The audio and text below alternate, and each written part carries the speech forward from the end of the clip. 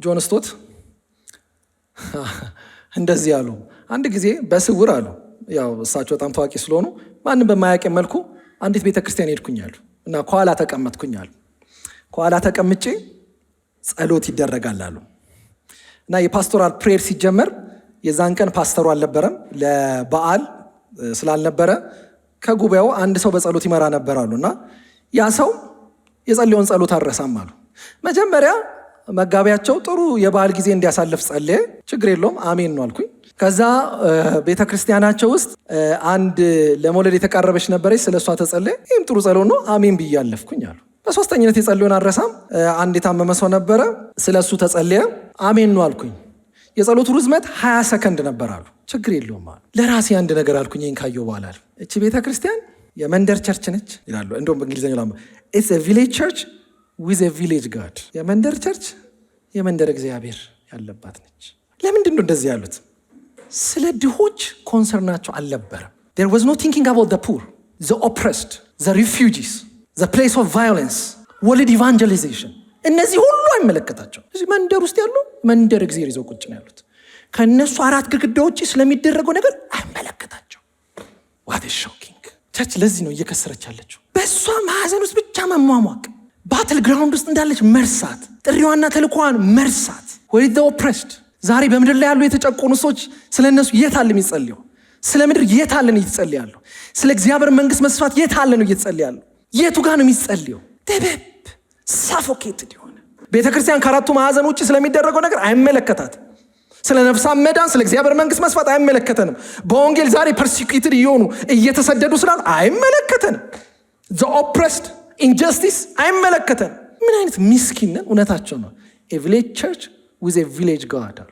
እግዚአብሔር አምላክ ቤተክርስቲያንን ይቀስቅሳል።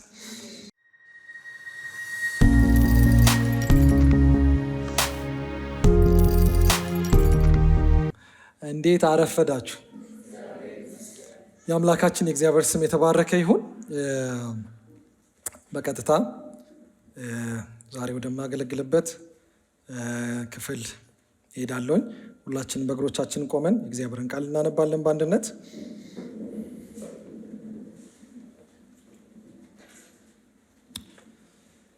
ኤፌሶን ምዕራፍ 6 ከቁጥር 18 እስከ 20 በሁሉ አይነት ጸሎትና ልመና በማንኛውም ሁኔታ በመንፈስ ጸልዩ፣ ይህንንም በማሰብ ንቁ፣ ስለ ቅዱሳንም ሁሉ በትጋት ልመና አቅርቡ።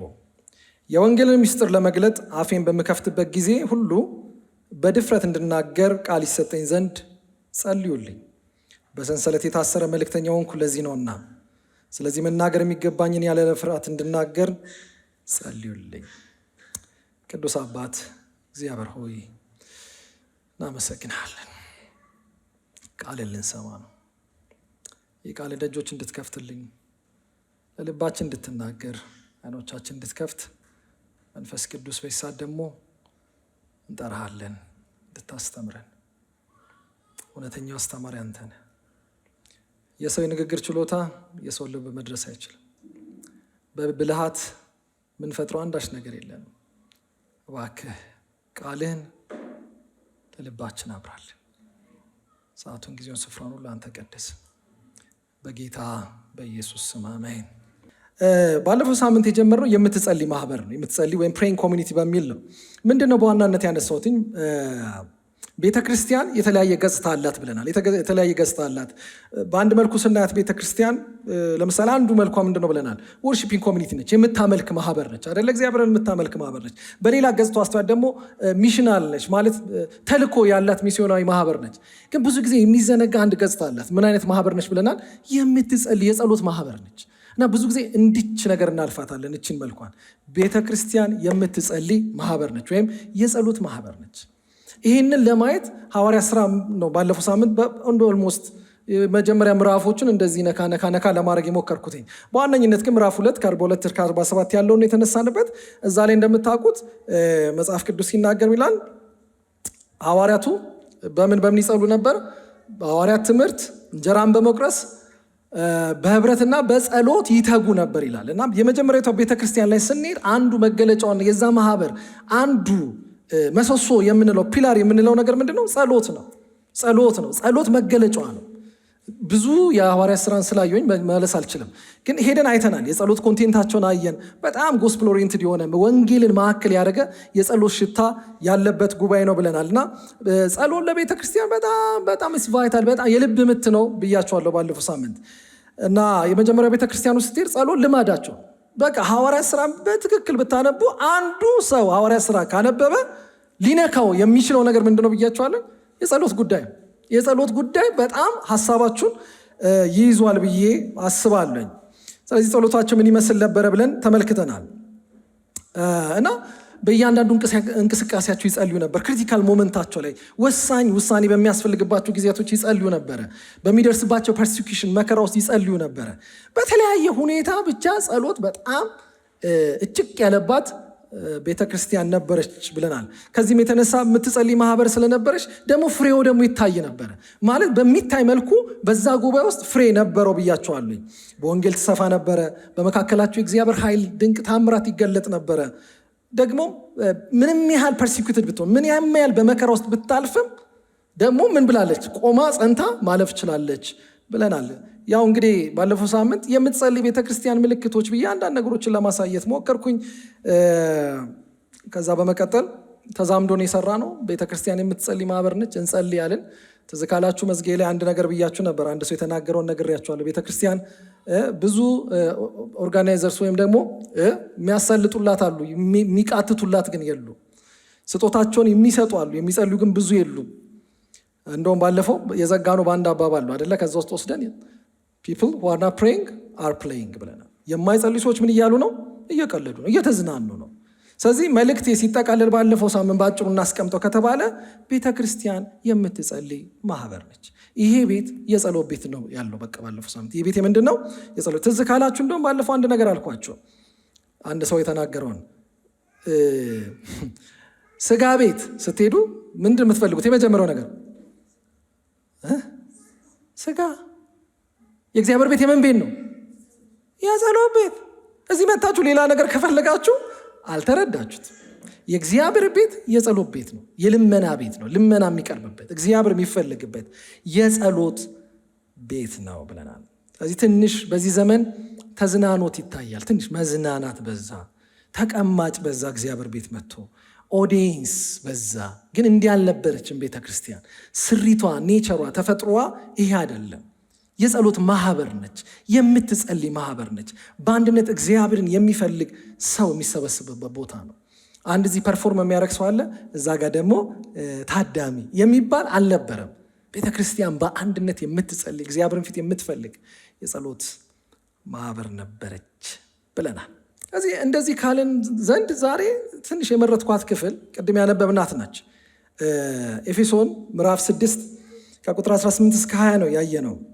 ጳውሎስ እንደዚህ ይላል፣ በሁሉ አይነትና ጸሎትና ልመና በማንኛውም ሁኔታ በመንፈስ ምን በሉ ጸልዩ። ለኤፌሶን ቤተክርስቲያን ነው። በመንፈስ ጸልዩ፣ ይህንንም በማሰብ ንቁ፣ ስለ ቅዱሳንም ሁሉ በትጋት ልመና አቅርቡ። ከዛስ ደግሞ ለቅዱሳን ብቻ አይደለም ለእኔም ደግሞ የወንጌል ምስጢር ለመግለጥ አፌን በመክፍትበት ጊዜ ሁሉ በድፍረት እንድናገር ቃል ይሰጠኝ ዘንድ ጸልዩልኝ። በዚች አንድ ጥቅሱ ስንት ጊዜ ጸልዩልኝ እንዳለ ተመልከቱ። ይሄ ነው ለቤተ ክርስቲያን የተጻፈ መልእክት። እንግዲህ በወፍ በረር ለማሳየት ያህል የኤፌሶን መጽሐፍ እንደምታውቁት ነው። የኤፌሶን መጽሐፍ ከ1 እስከ 3 ብዙዎቻችሁ እንደምታውቁት በክርስቶስ ኢየሱስ ስላገኘነው አዲሱ ማንነት ያወራል። ደግሞም ስለ ቤተ ክርስቲያን ያወራል። ኤፌሶንን የምወደው አንዱ ምክንያት ምንድን ነው? የቤተ ክርስቲያንን ሮል፣ የቤተ ክርስቲያንን ስፍራ በትክክል የሚያሳይ መጽሐፍ ይመስለኛል። አስቀድሞ ግን የአማኞችን ቦታ ያሳየናል። በተለይ ምዕራፍ 1 ላይ ስትመለከቱ በክርስቶስ ኢየሱስ ስላገኘነው አዲሱ ማንነት ኒው አይደንቲቲ ይነግረናል።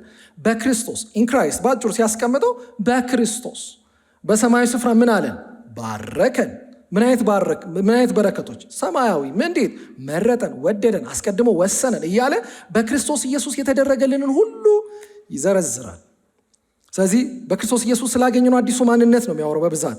ከዛ ግን ይመጣና ደግሞ ስለ ቤተ ክርስቲያን ያወራል፣ ስለ አዲሱ ማህበር ያወራል። ስለዛ ስለ አንዱ ኒው ሂውማኒቲ፣ ስለ አንዱ አዲስ ሰው። የትኛው? ከአይሁድና ከየት? ከአሕዛብ የተዋቀረ የጥሉ ግድግዳ የፈረሰለት ከሁለቱ አንዱን ሰራ ይልና ስለ ቤተ ክርስቲያን ማንነት ደግሞ ያስረዳናል። ስለዚህ በሶስቱ ምዕራፍ ውስጥ እነዚህን ከተናገረ በኋላ ከምዕራፍ 4 እስከ 6 እስከ መጨረሻው ደግሞ የምትመለከቱት አፕሊኬሽን፣ ተመላለሱ። እንግዲህ እንዲህ ናችሁ እናንተ ይላል። እናንተ በክርስቶስ እንዲህ ናችሁ። በክርስቶስ ያገኛችሁት ማንነት ይሄ ነው። ስለዚህ ስላገኛችሁት ማንነት ደግሞ በዚህ በአዲሱ ማንነት ምን በሉ? ተመላለሱ የሚል መልእክትን ያሉት። እንዴት ተመላለሱ? እንደ ብርሃን ልጆች ተመላለሱ፣ በጥበብ ተመላለሱ፣ በፍቅር ተመላለሱ፣ በአንድነት ተመላለሱ። ሂዱ ያቸው።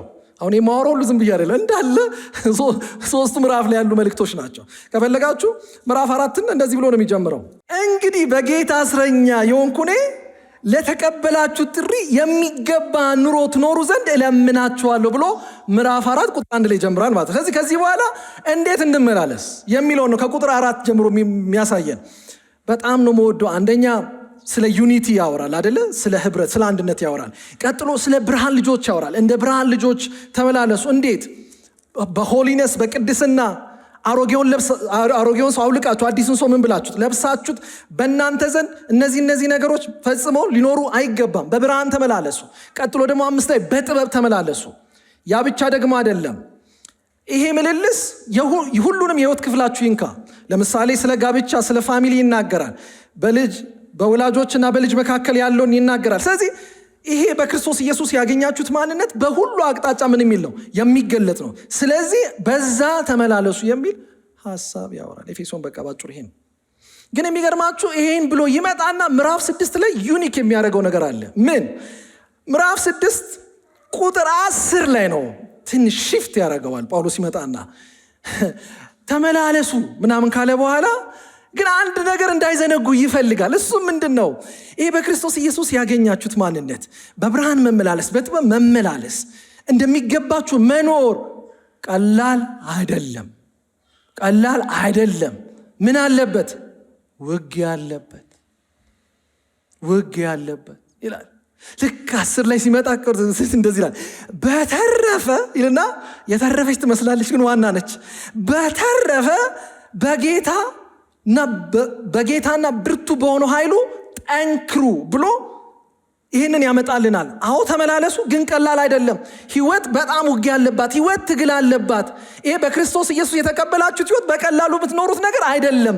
እንደምታስቡ ገባኝ በክርስቶስ አዲስ ማንነት አግኝቻለሁ ሃሌሉያ ምናምን ብላችሁ የምትኖሩበት እንዳይመስላችሁ። ዋርፌር፣ ጦርነት ነው ህይወት። ውጊያ ያለበት ህይወት። ይሄ በክርስቶስ ያገኛችሁት ህይወት በቀላሉ የምትኖሩት ነገር አይደለም። ስለዚህ ስለ አንድ ነገር ልነግራችሁ ፈልጋለሁ። በቀረውስ በጌታና በኃይሉ ችሎት ምን በሉ? በርቱ። ለምን? የዲያብሎስን ተንኮል ስራ መቋቋም ትችሉ ዘንድ የእግዚአብሔርን ሙሉ የጦር ዕቃ ምን በሉ? ልበሱ። ጦርነት አለ። ህይወት በቀላሉ አቺቭ የምታደርጉት ነገር አይደለም። የታየላችሁት ህይወት በቀላሉ የምትኖሩት ነገር አይደለም። ስለዚህ ለአንድ ነገር ላነቃችሁ ፈልጋለሁ። ምን? ጦርነት አለባችሁ፣ ውጊያ አለባችሁ ይላል። እኔ በጣም የሚገርመኝ ነገር ጳውሎስ ይህንን ባይጽፍ ኖሮ ከባድ ነበር። ማለት እየሄድን ስንላተም አቃተኝ ስንል ምንድን ነው እንዳንል ግራ እንዳይገባን። ይሄ ህይወት በሰልፍ መካከል የምትኖሩት ህይወት ነው። በክርስቶስ ኢየሱስ የተቀበላችሁት ልትኖሩለት የተጠራችሁለት ህይወት በብዙ ውጊያና ትግል የምትኖሩት ህይወት ነው ብሎ ስለ ጦርነት ይጀምራል። እኔ ስለ መንፈሳዊ ውጊያ አይደለም ርዕሴ፣ ስለዚህ እሱን አልገባበትም። ብቻ ጳውሎስ እዚህ ጋር ያሳያቸዋል። ምን? መጋደላችን ከደምና ከስጋ ጋር አይደለም፣ ይልቁኑ ከጨለማ ዓለም ገዢዎች፣ ከስልጣናት፣ ከኃይላት እንዲሁም በሰማይ ስፍራ ካሉ ከርኩሳን መናፍስት ሰራዊት ጋር ነው ውጊያ ያለብን። ውጊያችን ከሰው ጋር አይደለም። ይሄ መንፈሳዊ ዓለም የሚባል ነገር አለ። መንፈሳዊ ውጊያ የሚባል አለ። በቀላሉ የተጠራችሁለትን ጥሪ እንዳትኖሩ፣ የተጠራችሁለትን ህይወት እንዳትኖሩት፣ እንዳትገልጡት የሚያደርግ ውጊያ የሚባል ነገር አለ። ውጊያው ደግሞ ከስጋና ከደም ጋር የሚታይ አይደለም። ከመንፈሳዊ ምኖች ጋር፣ አካላት ጋር ነው ውጊያችሁ። ስለዚህ ይህን እንድታውቁ ፈልጋለሁ ብሎ የጦር ዕቃ ልበሱ። ጦርነት አለባችሁ፣ ለጦርነቱ የሚሆን የጦር ዕቃ ልበሱ ይልና የጦር ዕቃውን ይዘረዝራል። እናንተ ሄዳችሁ አንብቡት። ስለዚህ ስለ ጦርነቱና የጦር ዕቃውን ጳውሎስ ይናገራል። ምን እንደሆኑ ይናገራል። ክፉ ቀን ሲመጣ መቋቋም ትችሉ ዘንድ የእግዚአብሔር ሙሉ የጦር ዕቃ ልበሱ፣ ሁሉን ከፈጸማችሁ በኋላ ጸንታችሁ መቆም ትችላላችሁ። እንግዲህ ወገባችሁን በሆነ ዝናር ታጥቃችሁ የጽድቅን ጦር ለብሳችሁ በሰላም ወንጌል ዝግጁነት እግሮቻችሁ ተጫምተው ቁሙ። ከነዚህ ሁሉ ጋር የሚንበለበሉትን የክፉ ፍላጾች ሁሉ ልታጠፉ የምትችሉበትን የእምነት ጋሻ አንሱ እያለ ልብሶቹን ሁሉ ይዘረዝራል። የኔ ርዕስ እሱ አይደለም። ይሄን ካለ በኋላ ግን የጦር ዕቃ ያልሆነ ጦርነቱ የሚደረግበትን ግን ይነግረናል። ኢት ሜክ ሴንስ። አሁን ገባችሁ? አሁን የጦር ዕቃውን ዘረዘረ። ጦርነት አለባችሁ፣ የጦር ዕቃው ይሄ ነው። ግን ጦርነቱን የምታደርጉት ግን በምንድን ነው? ቁጥር 18 ላይ በሁሉ አይነትና ጸሎትና ልመና ይልና ጸሎትን ያመጧል። ለካ ዕቃው ያስፈልጋል። የጦር ዕቃውን ብትለብሱም ጦርነቱ ግን የሚደረገው ምንድን ነው? በጸሎት ነው እያለን ነው። በጸሎት ነው እያለን ነው። እመጣበታለሁ። ትንሽ የማያያዝ መስሏችሁ ሊሆን ይችላል። ዊክ ይሆናል አሁን ስትሰሙኝ፣ በኋላ ሌተሮን እያያዝላችኋል በደንብ። ስለዚህ ጦርነት አለ። ጦርነቱ የሚደረገው ምንድን ነው? በጸሎት ነው። በጸሎት ነው ይልና ጳውሎስ እዚች ጋር አምጥቶ ሁሉን ከጨረሰ በኋላ በሁሉ አይነትና ጸሎት ልመና በማንኛውም ሁኔታ በመንፈስ ጸልዩ፣ ይህንንም በማሰብ ንቁ፣ ስለ ቅዱሳን ሁሉ በትጋት ልመና አቅርቡ ብሎ ይዘጋዋል። ኤፌሶንን ትንሽ ነው የምትቀረው። ከዚህ በኋላ ምንድን ነው እዚህ ውስጥ ጳውሎስ የሚለን? በክርስቶስ ኢየሱስ የተሰጠን ማንነት አለ። እንደ ማህበር አዲስ የሆነችን ማህበር ኢስታብሊሽ አድርጓል ጌታ። ግን ይህ የተጠራልነትን ህይወት ለመኖር ውጊያ አለ። ለውጊያው ደግሞ መዘጋጀት አለብን። የውጊያው ክላይማክሱ የሚደረገው በምንድን ነው? በጸሎት ነው።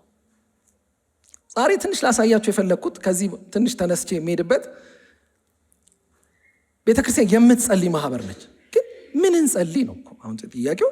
እንደ ማህበር ምንድን ነው ምንጸልየው? አሁን ዛሬ እሷን ብቻ ነው የማወራው። ምንድን ነው ምንጸልየው? እንደሱን ጥያቄ ያልተፈጠረባችሁ ባለፈው ሳምንት መጸለይ እንዳለን በጣም መንፈስ ቅዱስ ኮንቪክሽኑን ሰጥቶናል። ግን ምንድን ነው ምንጸልየው?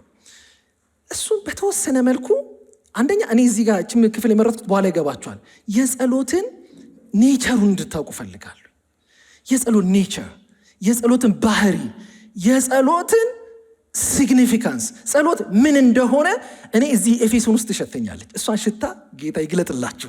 ምን አይነት ሽታ አለች መሰላችሁ? እዚህ ኤፌሶን ውስጥ ጸሎት ኃይለኛ ባትል ነው። ጦርነት የሚፋፋምበት ቦታ ማለት ነው ጸሎት። ለዚህ ነው ቀለል አድርጋ ቤተክርስቲያን እንዳትይዘው። ጳውሎስ ለጦርነት አውርቶ በጸሎት ሲዘጋው የማያያዝ ይመስላል ስናወራ። ኖ ትለብሱና ትዘጋጁና ግን ጦርነቱ የሚካሄደው ምንድን ነው? በጸሎት ነው። በጸሎት ነው። ጸሎት ቀለል የምትደረግ ከላይ ጣል የምናረጋት ዲዘርት ነገር አይደለች።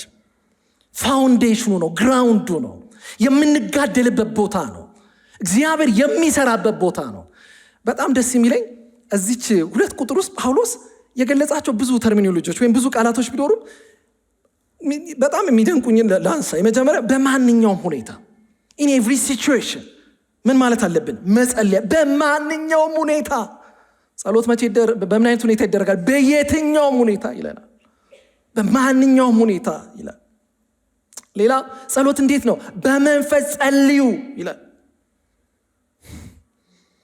እነዚህን ላብራራ አይደለም ግን ትንሽ ልንካቸው ብዬ ነው። ለምሳሌ በመንፈስ ጸልዩ ሲል ምን ማለት ነው? ብዙዎቻችሁ በመንፈስ ጸልዩ ሲባል የመጀመሪያ ኢምፕሬሽናችሁ ምንድን ነው? አሁን ይመስላል አይደለም። እዚህ ጋር እያለ ያለው ስለ መንፈስ ቅዱስ። በመንፈስ ጸልዩ ማለት ጸሎት በመንፈስ ቅዱስ ኃይልና እርዳታ የሚደረግ ነገር ነው እያለ ነው ጳውሎስ። አንደኛ በማንኛውም ሁኔታ፣ ሁለተኛ በመንፈስ ነው የምትጸልዩት። ጸሎት የስጋ ፍሬ እንዳይመስላችሁ፣ በስጋም ተጣጥራችሁ የምታደርጉት ነገር አይደለም። በመንፈስ ነው የሚጸልየው። እንዴት? በመንፈስ ቅዱስ ኃይል፣ በመንፈስ ቅዱስ እገዛ። ዛሷ ይውላችሁ መንፈስ ቅዱስን ስፍራ ያልሰጠች ቤተክርስቲያን ጸሎትን አታውቅም። የመጀመሪያ ፖይንት እኮ ሚስ የምናደርገው አሰ ቸርች ለመንፈስ ቅዱስ ስፍራ የለንም። እኛንን ሁሉን የሞላ ነው። እኛንን ሁሉን የሞላ ነው። ስለዚህ ጸሎትን ተራራ የሚሆንብን ለምንድን ነው? ካልኩሌሽን ነው ማለት ናት። ፕሬየር ለመንፈስ ቅዱስ ራስን አቬሌብል ማድረግ ነው። እኔ ሁልጊዜ በቲም ምናምን ስንጸልይ የመጀመሪያ ጸሎት እዚህ አብሮ የሚጸሉ ሰዎች ያውቃሉ። እስቲ መንፈስ ቅዱስን ጋብዝላቸዋለን። ለምን? ምን ልሰራ መጣ? መንፈስ ቅዱስ በመንፈስ ነው የሚጸልየው። በመንፈስ ቅዱስ ኃይል ነው የሚጸልየው። በመንፈስ ቅዱስ ምሪት ነው የሚጸልየው። በመንፈስ ቅዱስ እርዳታ ነው የሚጸልየው። እችን ቤተ ክርስቲያን እግዚአብሔር ይርዳት። ይሁን የሥጋ ትግል አይደለም ጸሎት። አሁን ደረሰ መሰለኝ ምናምን እስቲ ትንሽ ኧረ በጌታስ አይደለም። ሌታስ ቢ ኦፕን። ለመንፈስ ቅዱስ ክፍት ነው። ለመንፈስ ቅዱስ ስፍራ ይኖረን። መድረኩ ለመንፈስ ቅዱስ ይመቸው። you will see the difference። በመንፈስ ጸልዩ ይላቸዋል። በመንፈስ ጸልዩ፣ በሁሉ ሁኔታ ጸልዩ፣ በመንፈስ ጸልዩ ይላል። ከዛ በኋላ ምን ይላል? ንቁ ይላል። ደግሞ አይታችሁታል። በሁሉ አይነትና ጸሎት፣ ልመና፣ በማንኛውም ሁኔታ በመንፈስ ጸልዩ። ከዛስ ይህንንም በማሰብ ንቁ ይላል። ይህ ንቁ የሚለው አዲስ ኪዳን ውስጥ በጣም በተደጋጋሚ ታገኙታላችሁ። ንቁ ቢ አለርት የሚለው ለምሳሌ ቆላስይስ 4:2 ከማመስገን ጋር ነቅታችሁ በትጋት ጸልዩ። ትዝ ካላችሁ ኢየሱስ ለደቀ መዛሙርቱ መጨረሻ ላይ በጌተሰማኒ ምንድን ነው ያላቸው ሲዳከሙበት? ኧረ ንቁ ንቁ፣ ተግታችሁ ጸልዩ፣ ንቁም ተግታችሁ ጸልዩ። እቺ ንቁ በጣም ጸሎትን ትገልጽልኛለች። የመጀመሪያው ንቁ በአዲስ ኪዳን በእርግጥ እንደምታስቡት ቀለል ያለ ትርጉም የለውም። መንቃት የሚለው ከትጋት ጋር የተያዘ ነው። ምን ማለት ነው? የክርስቶስ ኢየሱስን መምጣት አንቲሲፔት እያደረጋችሁ የጌታ ኢየሱስን መምጣት እያሰባችሁ መንቃትን ነው የሚያሳየው። አዲስ ኪዳን ብዙ ጊዜ ይቃል ጌታ ኢየሱስ ይመጣል፣ ብራዘር ንቃ እየተባባልክ ነው ጉዞ የምትቀጥለው። ይመጣል መቼ አናቅም። ስለዚህ መንቃት ሲል ከዛ ጋር የተያዘ ነው። አንድ እሱ ነው። ሁለተኛው ግን መንቃት ከፕሬየር ጋር የተያዘ ነው። ጸሎት መንቃትን ይፈልጋል። በመንፈስ አለርት መሆንን ይፈልጋል። እንቅልፋም ሰው ለጸሎት አይሆንም። ቢ አለርት። ጸሎት አለርት ከመሆን ጋር የተያዘ ነው። ራሱ ጸሎትና እንቅልፍ አይሄዱ። ጸሎት ከንቃት ጋር የተያዘ ነው። ለምን? እሰ ዋርፌር እያለን ነው ጳውሎስ። እዚህ ጦርነት ሜዳ ሄዶ የሚተኛ ማን ነው ከእናንተ? የትኛው ወታደር ነው ጦር ሜዳ ያለ ሞርታሩ ሲጮ ይሰማኛል ግን ተኝቼ ነበር የሚል ወታደር ይኖራል? ይሁን እሰማው ነበር ይሁኑ ብቻ ሲተኮስ ይሰማኝ። ኖዋን ብራዘር፣ ጦርነት ሜዳ ላይ የሚተኛ ማንም የለም። አለርት መሆንን ይፈልጋል። ንቃትን ይፈልጋል። ጸሎት ዋርፌር። የእግዚአብሔር ቤት ዛሬ በእንቅልፍ የተሞላበት አንዱ ምክንያት we don't really understand prayer። እየገባን አይደለም። ጸሎት መንቃትን የሚፈልግ ነገር ነው። አለርት መሆንን ይፈልጋል። ስለዚህ ጳውሎስ ምን ይላል? ንቁ፣ ተግታችሁ በትጋት ነቅታችሁ ምን በሉ? ጸልዩ። ቢ አለርት ይላል። ሌላው በትጋት ጸልዩ ይለናል። ሲጨርስ በትጋት ልመናን አቅርቡ ይለናል እዚሁ ክፍል ላይ። ይሄ ትጋት ሳታቋርጡ ጸልዩ ከሚለው ጋር የተያያዘ ይመስለኛል። አንደኛ ተሰሎንቄ 5:17 ላይ ሳታቋርጡ ጸልዩ ይላል። ጸሎት ትጋትን ይፈልጋል። ትጋት ስንል ኮንሲስተንሲን ጭምር ፐርሲስት ማድረግን፣ ፕሬስ ማድረግን፣ ጫን ማለትን፣ መግፋትን የሚፈልግ ነገር ነው። ያው ብዙ ሰዓት ስለሌለኝ እያሳጠርኩ ነው እየሄድክ ያሉት። ሐዋርያ ጳውሎስ በአጭሩ ምን እያለን ነው?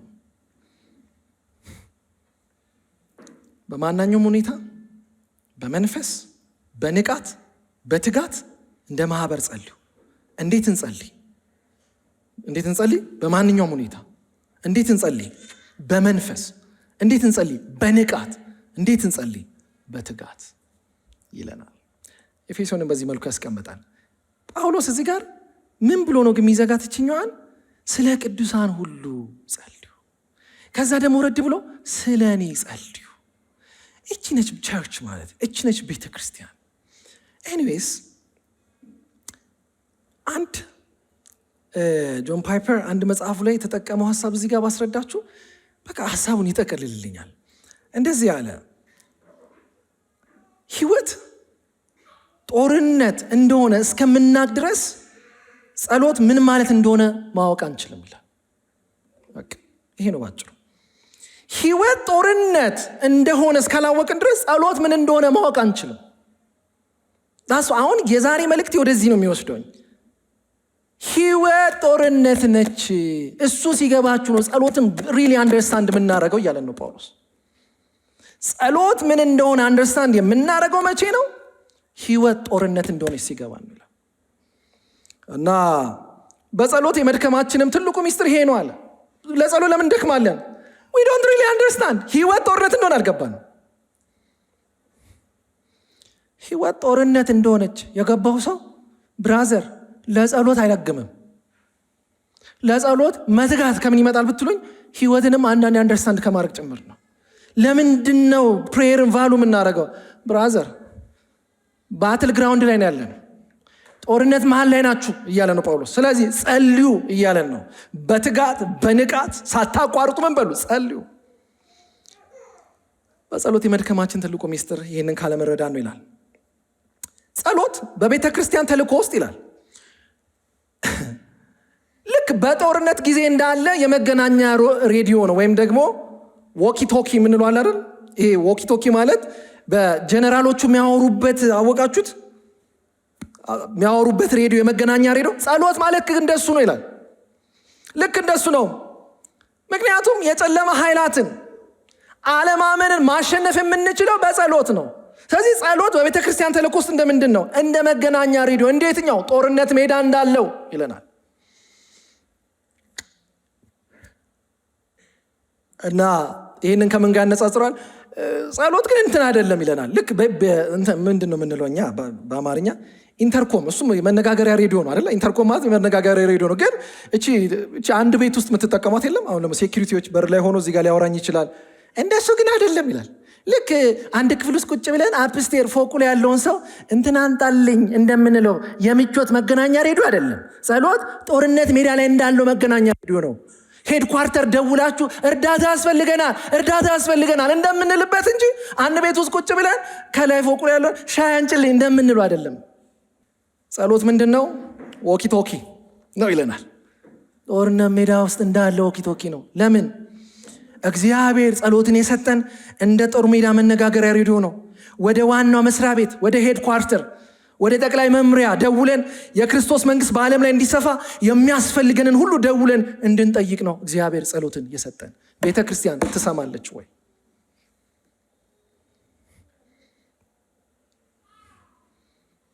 ጦርነት ሜዳ ላይ ነው ያለን ወገኖች።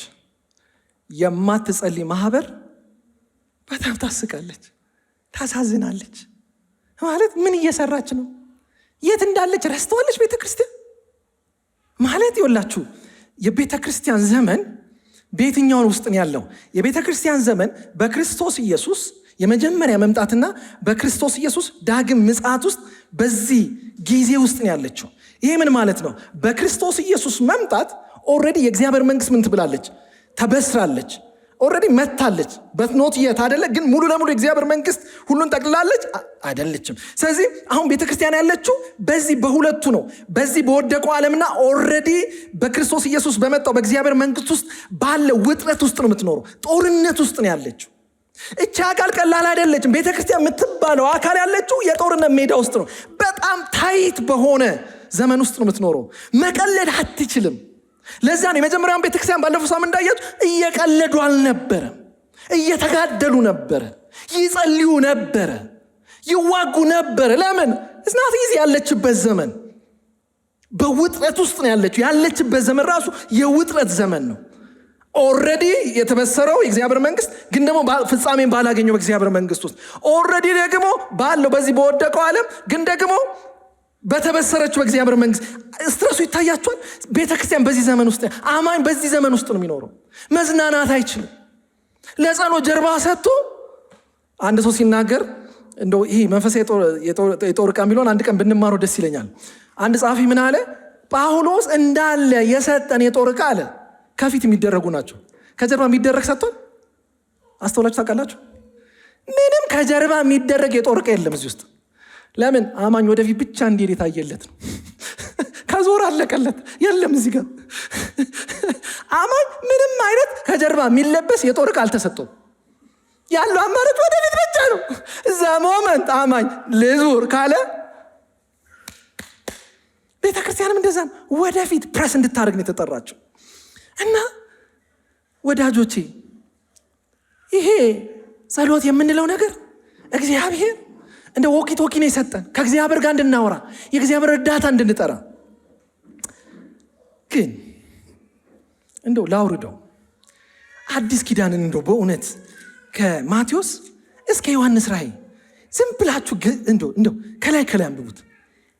የጸሎት መዓት እንዴ እኔ ያስደነግጣል። እንዴ አዲስ ኪዳን በጸሎት በጣም ፓክድ ነው፣ በጣም ፓክድ ነው። እያንዳንዱ የአዲስ ኪዳን ገጾቻችን ስለ ጸሎት ያወራል።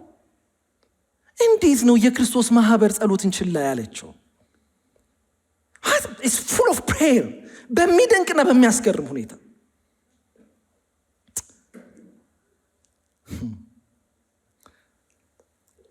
ጆን ስቶት እንደዚህ አሉ። አንድ ጊዜ በስውር አሉ፣ ያው እሳቸው በጣም ታዋቂ ስለሆኑ ማንም በማያውቅ መልኩ አንዲት ቤተክርስቲያን ሄድኩኛሉ እና ከኋላ ተቀመጥኩኛሉ። ከኋላ ተቀምጬ ጸሎት ይደረጋል አሉ እና የፓስቶራል ፕሬየር ሲጀመር የዛን ቀን ፓስተሩ አልነበረም፣ ለበዓል ስላልነበረ ከጉባኤው አንድ ሰው በጸሎት ይመራ ነበር አሉ እና ያ ሰው የጸለየውን ጸሎት አልረሳም አሉ። መጀመሪያ መጋቢያቸው ጥሩ የበዓል ጊዜ እንዲያሳልፍ ጸለየ። ችግር የለውም አሜን ነው አልኩኝ። ከዛ ቤተክርስቲያናቸው ውስጥ አንድ ለመውለድ የተቃረበች ነበረች፣ ስለሷ ተጸለየ። ይህም ጥሩ ጸሎት ነው አሜን ብዬ አለፍኩኝ አሉ። በሶስተኝነት የጸለየውን አልረሳም። አንድ የታመመ ሰው ነበረ፣ ስለሱ ተጸለየ። አሜን ነው አልኩኝ። የጸሎቱ ርዝመት 20 ሰከንድ ነበር አሉ። ችግር የለውም አሉ። ከዛ በጣም ከባድ ነገር ግን ተናገሩ። ጆን ስቶት ታውቃላችሁ፣ በጣም የሚገርም እግዚአብሔር ሰው ናቸው። የሥነ መለኮት ሰው ቢሆኑ የሚገርም የመጋቢ ልብ ያላቸው ሰዎች ናቸው። እና መጨረሻ ላይ እንዳሉ ለራሴ አንድ ነገር አልኩኝ ይህን ካየሁ በኋላ አሉ። እቺ ቤተ ክርስቲያን የመንደር ቸርች ነች ይላሉ። እንደውም በእንግሊዝኛው ላም ኢትስ ኤ ቪሌጅ ቸርች ዊዝ ኤ ቪሌጅ ጋድ አልኩኝ። የመንደር ቸርች የመንደር እግዚአብሔር ያለባት ነች። ለምንድን ነው እንደዚህ ያሉት? ስለ ድሆች ኮንሰርናቸው አልነበረም። there was no thinking about the poor, the oppressed, the refugees, the place of violence, world evangelization እነዚህ ሁሉ አይመለከታቸው። እዚህ መንደር ውስጥ ያሉ መንደር እግዚአብሔር ይዘው ቁጭ ነው ያሉት። ከነሱ 4 ግድግዳዎች ስለሚደረገው ነገር አይመለከታቸው።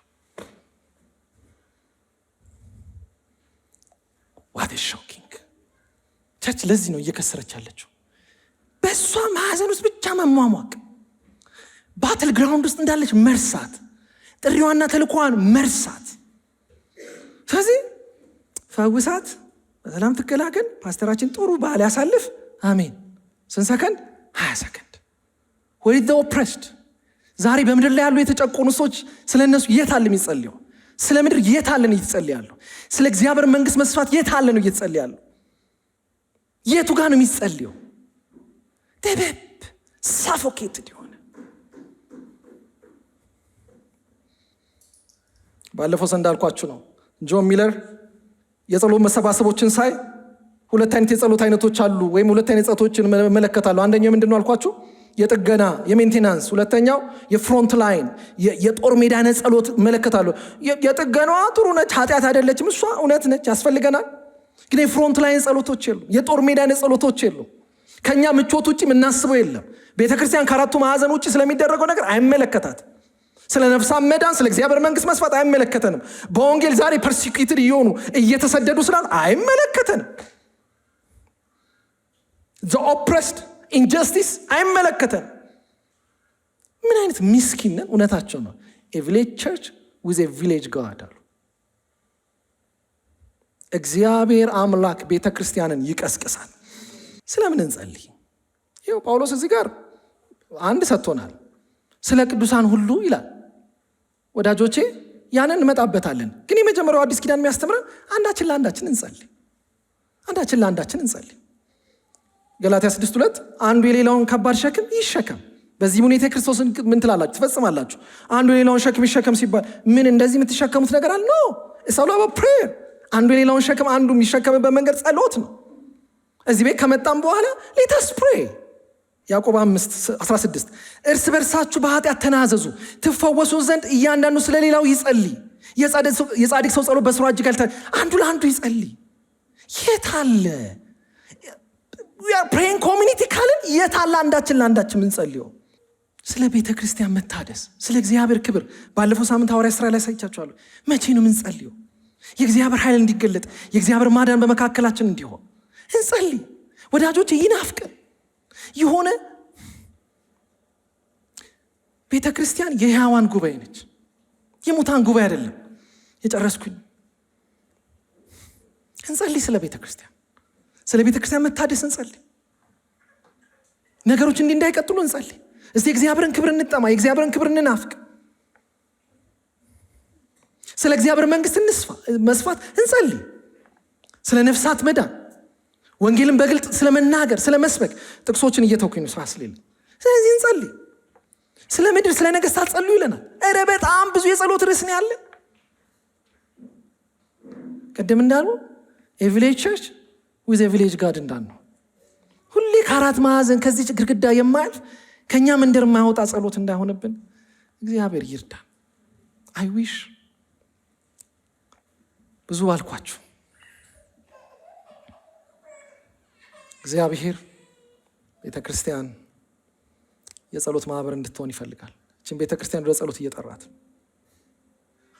አንዳችን ለአንዳችን እንጸልይ።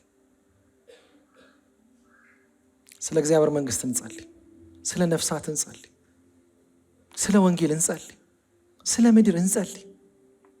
እንደ አባቶቻችን የእግዚአብሔር መንግስት መሳሪያ ሆነን ኢየሱስ ጸሎት እንዳስተማረን መንግስት ትምጣ ብላችሁ ጸልዩ እንዳለ የእግዚአብሔር መንግስት እንድትመጣ ሁሉን እንድትገዛ ለዛ ነው ያለን ቸርች፣ ለዛ ነው ያለችው። እስቲ ከኛ እንውጣ፣ ከኛ እንለፍ። ስለሚጠፉት ግድ ይለናል። ዛሬ በምድር ላይ ስላለ ኢንጀስቲስ ግድ ይለናል። በምድር ላይ ስለሚካሄደው ነገር ጆሮአችንን ደፍነን ነው ያለነው። እዚህ እግዚአብሔር ይማረን ወይ ይማረን፣ ይቅር ይበለን። ቱ ሰልፊሽ፣ ቱ ናሮ፣ በጣም ጠባብ፣ በጣም ራስ ወዳድ።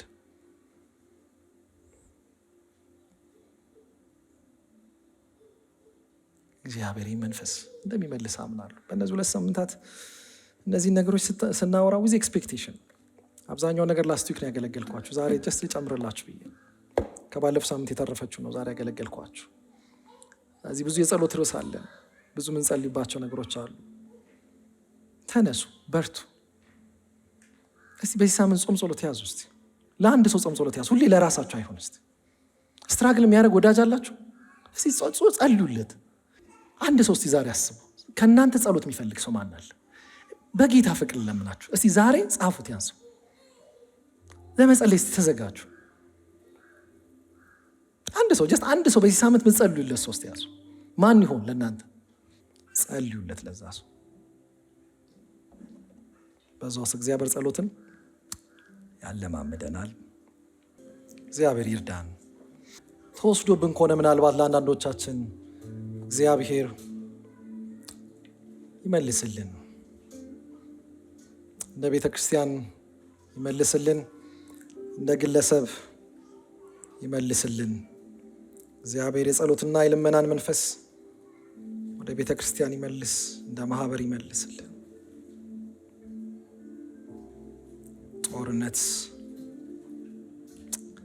የጦርነት ሜዳ ላይ ያለን ወዳጆቼ፣ ህይወት ቀላል እንዳትመስላችሁ። ያለ ጸሎት አትችሉት። በእድል የሚመራ ህይወት እግዚአብሔር አልሰጣችሁ። ሁሉን ለእድል አትስጡት። እንደዚህ ሆኖ እንደዚህ ነው እያላችሁ ኤክስኪውዝ እየሰጣችሁ ዘመን እንዳትፈጁ። ቆም ብለን በህይወቴ ምን እየሆነ ነው? I have to pray። መጸለይ ያለብኝ የምንላችሁ ሞመንቶች ያስፈልጉናል። ለመዋጋት በትግሉ ሜዳ ላይ እንዳንሸነፍ፣ ተስፋ እንዳንቆርጥ፣ እጅ እንዳንሰጥ እግዚአብሔር ዛሬ እንዲቀሰቅሰን፣ እውነት እንዲያነቃን፣ ከእንደገና እግዚአብሔር ለጸሎት ለልመና ጉልበቶቻችን እንዲያድስ፣ የአንዳንዶቻችን ሽንፈት ካለ መጸለይ ነው ወዳጆቼ። አንዳንዶች ብዙ ነገር የተወሰደብን መጸለይ አቁመን ህይወት ጦርነት እንደሆነ ስለዘነጋን ነው። እዚህ እግዚአብሔር በእውነት የጸሎት መንፈስ እንደ ግለሰብ እንደ ቤተ ክርስቲያን ይመልስልን። ሃሌሉያ